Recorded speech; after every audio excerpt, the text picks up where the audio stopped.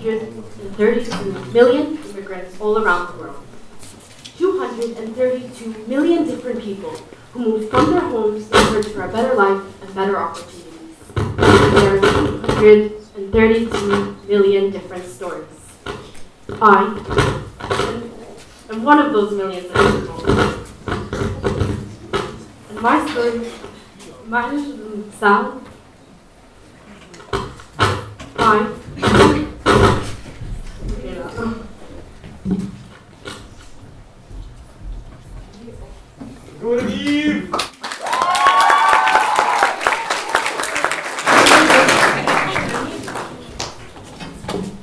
I am one of those millions of people, and my story is about me moving here in Jordan. Now, when I moved here, it was difficult because I met someone here. It was difficult to live with them and to understand them. And that person was culture shock. And culture shock made it very difficult for me to adjust here in Jordan. But what is culture shock? Culture shock is the anxiety produced when a person moves to a new environment. It can be the struggle of not knowing what is appropriate or inappropriate, the lack of direction, and not knowing what is appropriate or inappropriate. And culture shock can make it very difficult for you to adjust in the new country. And you can plot it on a graph against incentive satisfaction. To culture shock, there are many stages. There are 4 stages, and they are honeymoon, frustration, adjustment, and acceptance. Honeymoon is just like what it sounds like. It's when you first arrive to the country and you're filled with high hopes and high expectations. You're excited for the culture, the language, and the people. When I first moved here, I was very excited to learn the Arabic language and the rich culture. Right after that comes the hardest part, frustration. And it's at the very bottom of the sense of satisfaction. It's the struggle of not knowing how to do things, when to do things, and different processes in that new culture. It is not knowing the language, not knowing the culture, and not knowing the people. And there are several symptoms to culture shock. For example, feelings of anger and sadness, headaches, pains, and allergies, feeling shy or insecure, questioning your decision to move to the new place, and the overwhelming sense of homesickness. Small things such as losing your keys, missing the bus, or not being able to easily order food at a restaurant may trigger frustration. For example, when I first moved here, I went to go to a restaurant and I wanted to go order a fork. So fork is in English and shof is in Arabic. So I went up to the employee, and mind you, I was still a child and I had very broken Arabic and evident accent, and I went, "Marhaba, معلش فوقي." And he looks at me, so I repeat again, "معلش فوقي." Again, doesn't know what I'm talking about, so I start pointing at the forks and I go, "Foke, foke." Anyways, it took me 10 minutes to finally order the fork. Then comes adjustment. When you start to understand the language and you get a hang of the culture and the people, and you slowly start to rise in the sense of satisfaction. Then comes acceptance. When you accept where you live and you accept your problems.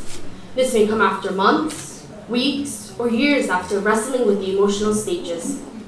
Personally, it took me years until I finally understood where I live and where I'm from. Now, my story is a bit different since I moved here in Jordan, where I am from. So I went through culture shock, but a different kind, a special kind, and it's called reverse culture shock. Reverse culture shock is the anxiety produced when a person moves back to their homes after living overseas for their life.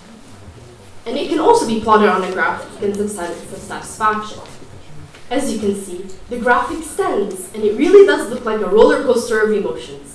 You go back home, excited to go back home to where you're familiar, and then you realize that what was previously familiar has now become unfamiliar. And it's difficult to go back where you're from. And I really did learn the meaning of home when I moved here.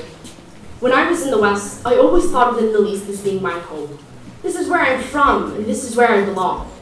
Then I moved here and discovered that I am completely different from the people here. And I don't fit with the West, but I don't fit with the Middle East either. Home is familiar places, familiar patterns. But I discovered that I don't really have a specific home, since my emotions are attached everywhere I go. And it was difficult to move here since I didn't know the language and people expected me to know it. You're an Arab, how do you not know Arabic? You're an Arab, how do you not know the culture? So it was very difficult to go through that.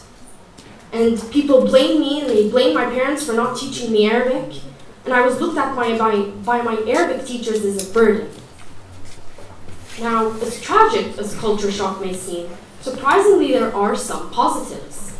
A survey done on 3,400 immigrants found that 97% felt more mature after going through cultural shock, and 98% better understood their cultural values and biases, and 96% felt more confident in themselves.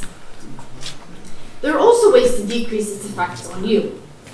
For example, keeping yourself busy is very important, since homesickness usually hits when you are free. I joined clubs and I tried joining a sports team, maintaining a regular sleep schedule and routine. And it's important to stay positive. Culture shock is difficult, and it's important to remember that.